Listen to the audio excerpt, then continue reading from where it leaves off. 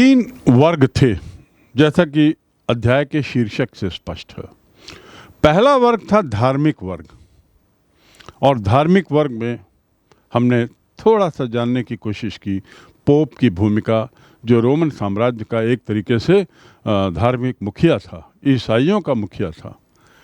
इससे जुड़े हुए जो लोग थे, इनके बारे में हम और विस्तार से पढ़ेंगे, पर फिलहाल हम ये देखें कि जो दूसरा वर्ग था सामाजिक हायरार्की में, वह कहलाता है भूमिधारक अभिजात वर्ग। भूमिधारक का अर्थ हुआ ये उन लोगों का वर्ग था जिनका संबंध भूमि से था। वैसे तो चर्च के पास भी असीमित भूमि थी, लेकिन वह धार्मिक थी। यहाँ पर एक ऐसा अभिजात वर्ग बनता है जिसकी पूरी दिनचर्या या जिसकी पूरा जीवन भूमि के आसपास ही घूमता है। ये जो चर्च है, चर्च की अपनी हायरार्की थी, अपने पद थे, श्रेणी थी, वर्गीकरण था, जिसमें सबसे ऊपर पोप था। उसके बाद बिशप होते थे, जो एक बड़े क्षेत्र में बहुत सारे चर्चों के ऊपर रहते थे, और सबसे ऊपर तो पोप था। उसके बाद ये बिशप हुए, और बिशप के नीचे हर गांव में जो चर्च थे, और एक एक गांव में कई बार एक से ज़्यादा चर्च थे, हर चर्च का एक मुखिया होता था, जिसे पादरी कहते थे। जैसे हम यदि अपने भारत के संदर्भ में बात करें तो हर मंदिर में एक पंडित होगा।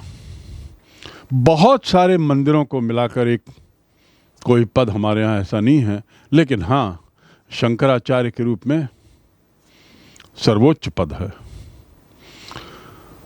धर्म के मामले में। यहाँ पर पादरियों, बिशप और पोप अर्थात धर्म से जुड़े हुए लोग ये अपने को प्रथम वर्ग में रखते थे, और अभिजात वर्ग जो था वो दूसरे वर्ग में था। लेकिन वास्तव में यदि देखा जाए तो जो पूरा समाज था, पूरी जो सामाजिक प्रक्रिया थी, उसमें सबसे महत्वपूर्ण भूमिका थी अभिजात वर्ग की। अभिजात वर्ग क्या है? पहली बात तो इनका संबंध भूमि से है। दूसरी बात, भूमि पर इनका पूरा नियंत्रण रहता था, और उसका कारण था कि एक प्रथा उस समय चली थी जिसे हम कहते हैं वासलेज, VASSALAG, वासलेज। वासल यानी दास। तो दास से जुड़ी हुई जो प्रथा थी, गुलामों से जुड़ी हुई प्रथा, उस प्रथा के परिणाम स्वरूप जमीन पर ये लोग अच्छा नियंत्रण रखते थे, और इसीलिए ये अभिजात वर्ग जो है, ये वर्ग जमीन से जुड़ा हुआ वर्ग था। फ्रांसीसी शासन या फ्रांसीसी शासक की बात करें तो इन लोगों का जो लगाव था, झुकाव था, वह भी वासलेज सिस्टम की ओर था, वासलेज प्रथा की ओर था। और साथ ही जर्मन मूल के लोगों, जिनमें फ्रैंक लोग थे मूल रूप से, वो प्रथा भी इनमें विद्यमान थी। तो दूसरे शब्दों में फ्रेंच लोग जो थे, इनमें एक तरीके से हम दोनों परंपराओं का मिश्रण देखते हैं। पहले जो भूमि धारक थे, पहले जो जमीन रखते थे, वो और अभिजात शासक के अधीन होते थे, जबकि किसान भूस्वामियों के अभिजात वर्ग राजा को अपना सर्वोपरि मानता था। तो इस तरीके से दो श्रेणी, एक ऐसा अभिजात वर्ग या अभिजात वर्ग का एक ऐसा हिस्सा जो शासक के अधीन हो, और एक ऐसा हिस्सा अभिजात वर्ग का जो किसान भूस्वामी थे। ये लोग भी वैसे राजा को अपना सर्वोपरि मानते थे, पर इनमें थोड़ा सा अंतर था। अपने राजा को सर्वे सर्वा मानते हुए ये लोग आपस में वचनबद्ध रहते थे। लॉर्ड का मतलब, यहाँ एक शब्द आता है लॉर्ड। लॉर्ड क्या है? वैसे तो देखा जाए तो लॉर्ड शब्द का अर्थ होता है रोटी देने वाला, जो हमें हमारा पेट पूजन कराए, जो हमारा पेट पूजन करवाता है। और ये लॉर्ड से वासल सिस्टम प्रारंभ हुआ। वासल माने दास।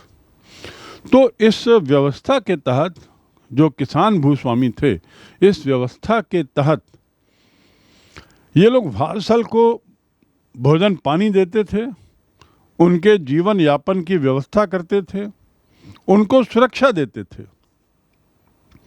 लेकिन ये इसमें से कोई भी चीज़ मुफ्त में नहीं थी, ये कोई दान नहीं था।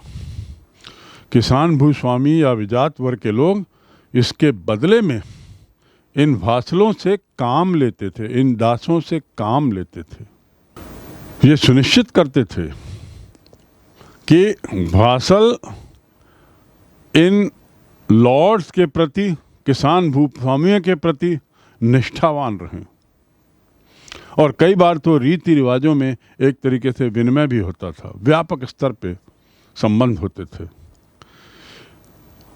इसके साथ ये भी प्रथा थी कि ये जो सब कुछ हो रहा है, ये बाइबल की शपथ लेकर हो रहा है, अर्थात धार्मिक शपथ से बंधे हुए रहेंगे।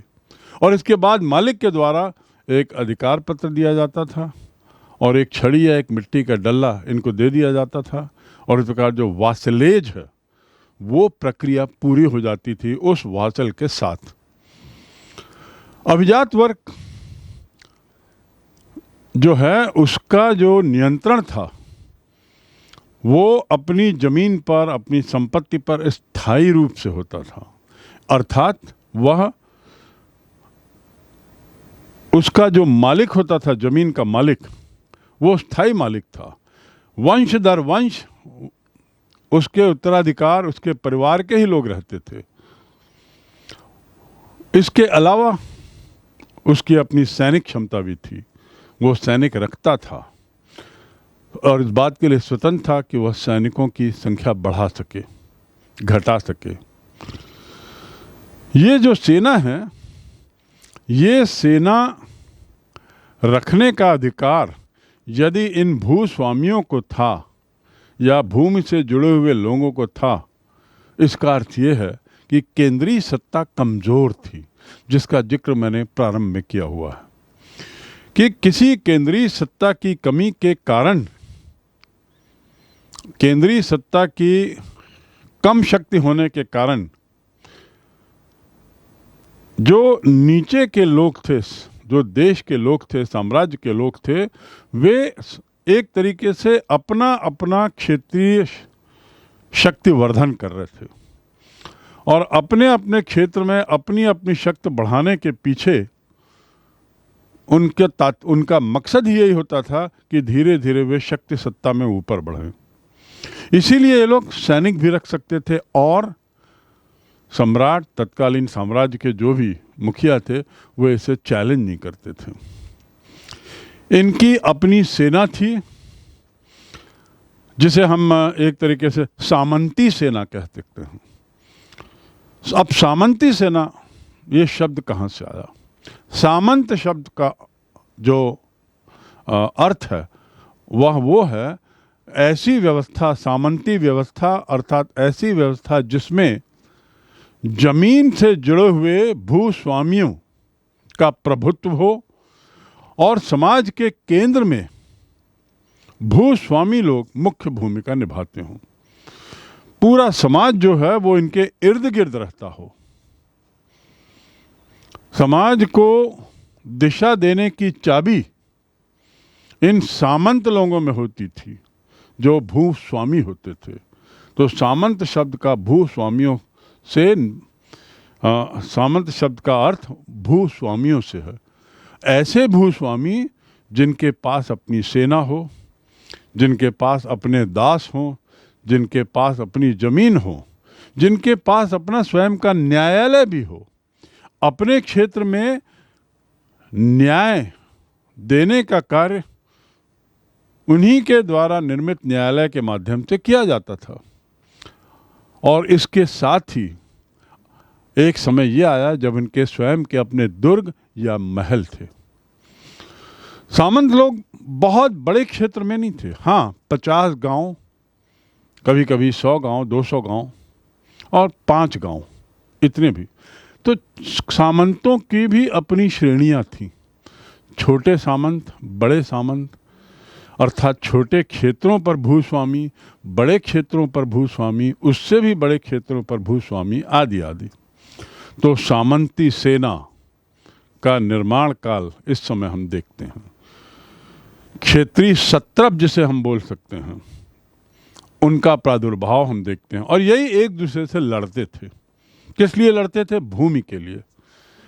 भूमि के लिए क्यों लड़ते थे? क्योंकि भूमि के संसाधन जो कर के रूप में उनको मिलता था वो बहुत महत्वपूर्ण था।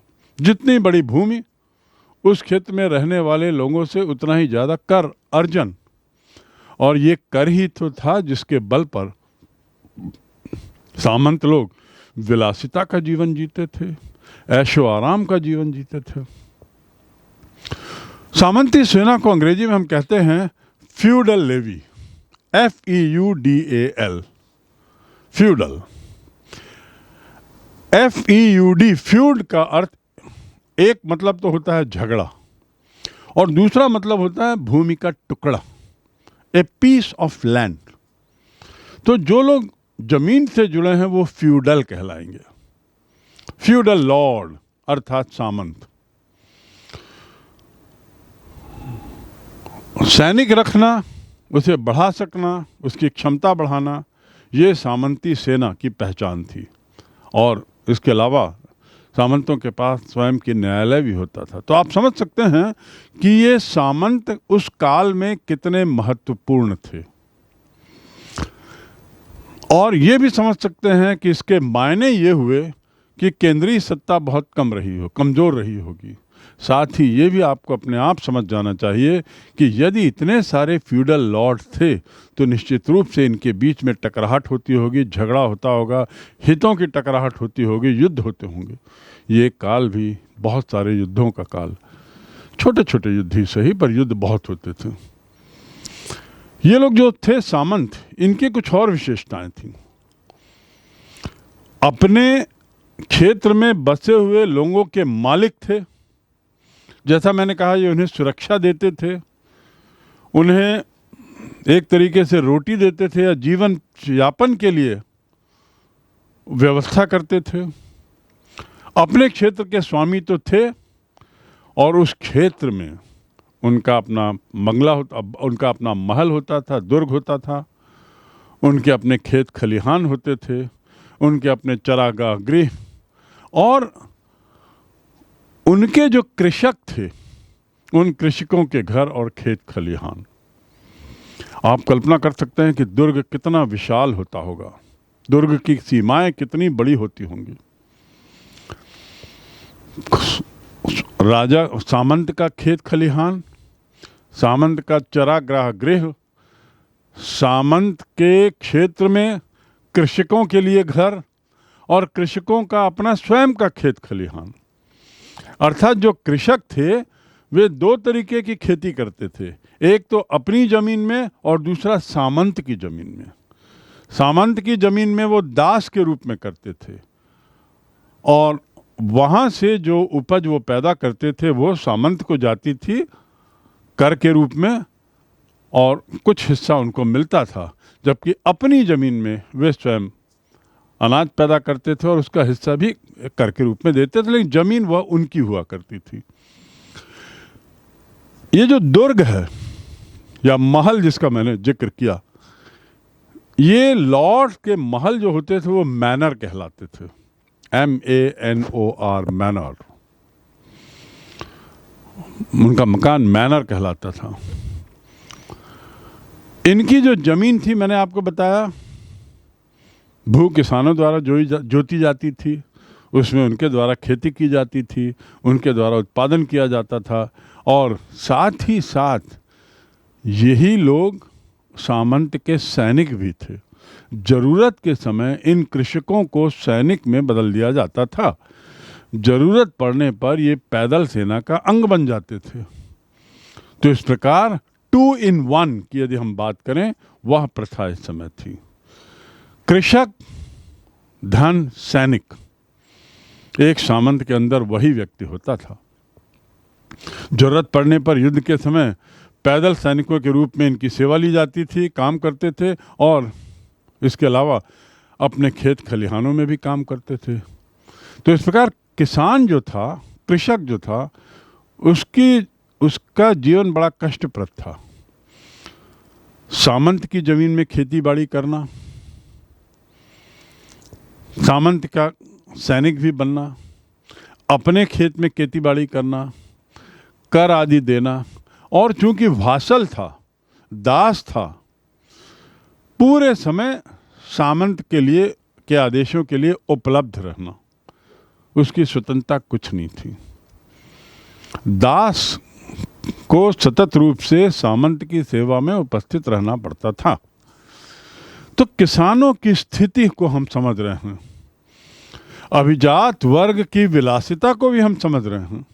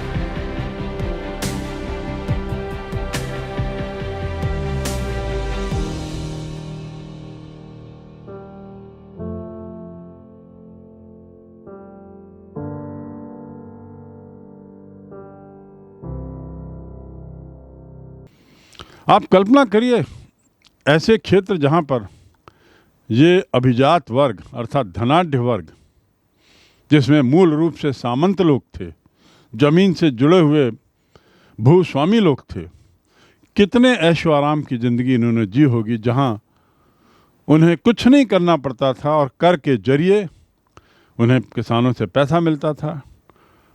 खेती बाड़ी उनके लिए किसान करते थे, उनकी सुरक्षा के लिए किसान रहते थे। हाँ, इन सब काम के लिए इन सब काम की एवज में दासों को सामंतों द्वारा सुरक्षा देने की व्यवस्था थी।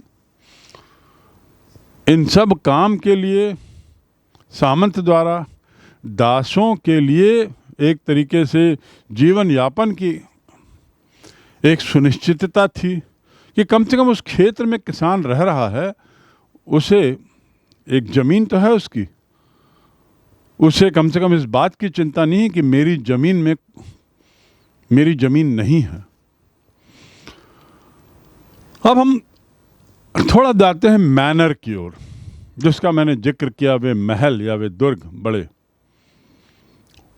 जो जागीर में बनते थे। जागीर मतलब लैंड एरिया। लॉर्ड जो होते थे, जिसका मैंने हिंदू अनुवाद एक तरीके से बताया, मूलभूत अनुवाद है रोटी देने वाला। लॉर्ड का स्वयं का भवन जो है वह मैनर होता था, विशालकाय भवन। यूरोप के मध्यकालीन भवन को देखेंगे तो मैनर प्रणाली पर आधारित बहुत सारे आपको भवन दिखाई देंगे। ये बड़े अलग ढंग के विलासिता के प्रतीक चिन्ह थे। गांव की कृषि योग्य भूमि, सामंत या लॉर्ड का घर, साथ ही अन्य निवासियों की झुग्गी झोपड़े वाले घर और गांव का चर्च, ये सब को मिला के एक मैनर कहलाता था, एक जागीर कहलाती थी, एक क्षेत्र कहलाता था। देखिए उसके अंदर क्या क्या है। मैनर के अंदर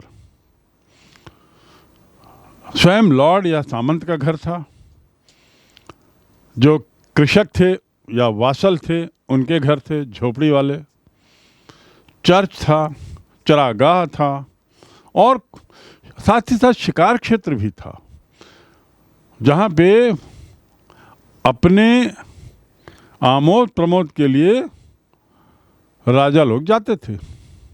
ये पूरा क्षेत्र मैनर कहलाता था। वैसे मैनर कई प्रकार के थे, जैसा मैंने कहा पूर्व में, कुछ छोटे 5 गांव के, कुछ बड़े 300 एकड़, 500 एकड़, 1000 एकड़ तक के भी मैनर थे।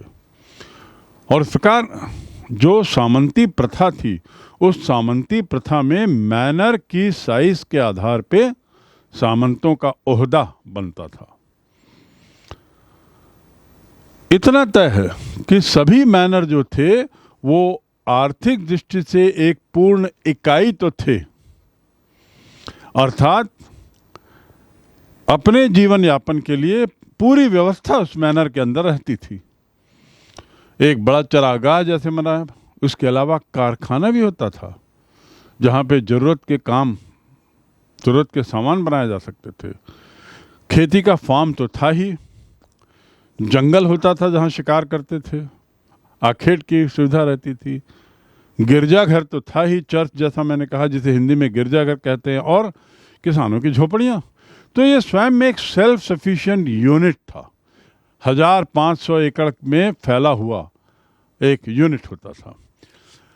गांव में जो मैनर था, वो मैनर की जमीन में जो सबसे ज़्यादा ऊंची होती थी, जो क्षेत्र मैनर के अंदर का जो क्षेत्र, वहाँ पर जो टीला जिसको हम कहते हैं, टीले पे सामान्यतया महल हुआ करता था, और इस महल के चारों ओर पत्थर की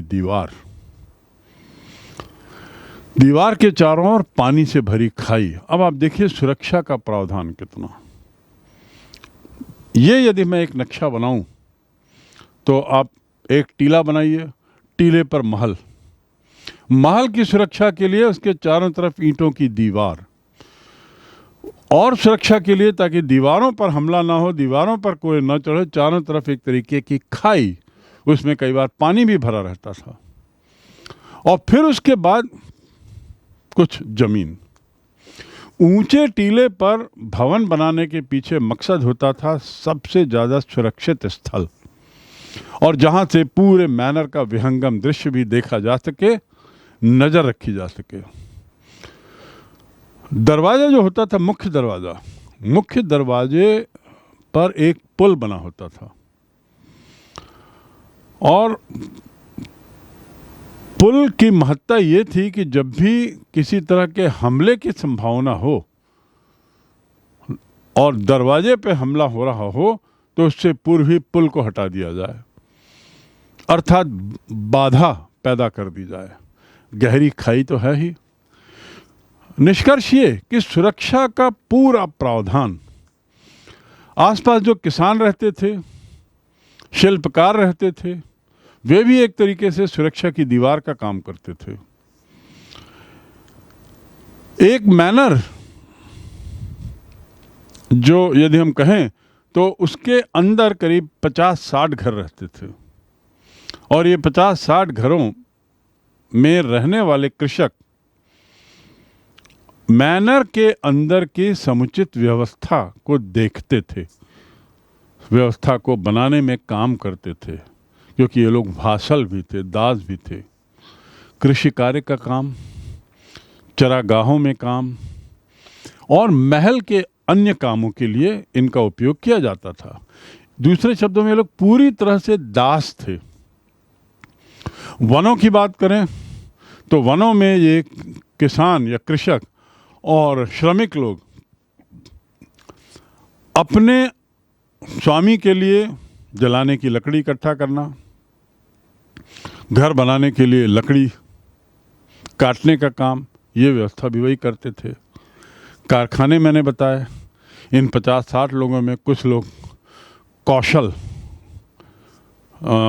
में कौशल भी रहता था। उसके मद्देनज़र वो बढ़ई का काम कर देते थे, लोहार का भी काम करते थे, छोटा मोटा जुलाहे का काम कर देते थे। और जो पुरुष वर्ग था, उनकी जो पत्नियां थीं, महिलाएं जो थीं, ये महिलाएं मूलतः कपड़े बुनने, कातने और जुलाहे के काम में बहुत मदद करती थीं। तो हम पाते हैं कि मैनर के अंदर एक तरीके से जो लॉर्ड रहते थे वे एक सेल्फ सफिशिएंट, अपने में स्वयं में पर्याप्त क्षेत्र में रहते थे। आज के संदर्भ में यदि बात करें तो एक ऐसा टाउनशिप जो सारी सुविधाओं से वहाँ उपलब्ध हों, उसी तरह पूर्व काल में, जिस काल का हम जिक्र कर रहे हैं, उस काल में दुर्ग के अंदर यही स्थिति रहती थी। जो लकड़ी काटने का काम करते थे, लकड़हारे, या जलाने के लिए लकड़ियों का काम करते थे, वे लोग भी वहीं रहते थे। अब आपको मैंने बताया कि वहाँ गिरजाघर भी होता था। गिरजाघर का उपयोग कैसे होता था? उस क्षेत्र के अंदर के लोग नियम से चर्च जाते थे और वहाँ धर्म के प्रवचन सुनते थे।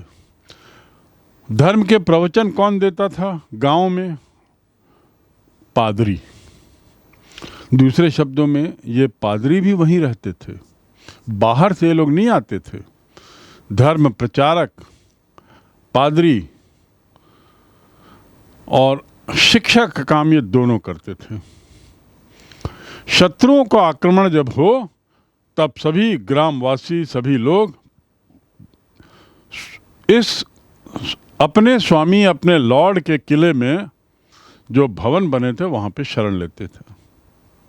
और इस प्रकार जो एक तरीके से सुरक्षा का जो एक समझौता था सुरक्षा संबंधी, उसके तहत ये जो सामंत लोग थे, ये अपने अंदर आने वाले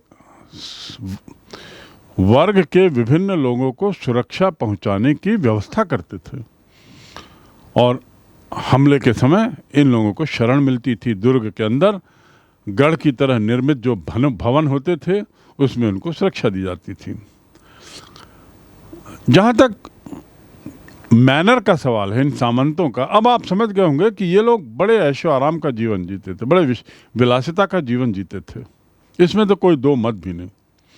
और इसके उल्टे उसी मैनर के अंदर रहने वाले कृषक वर्ग, कारीगर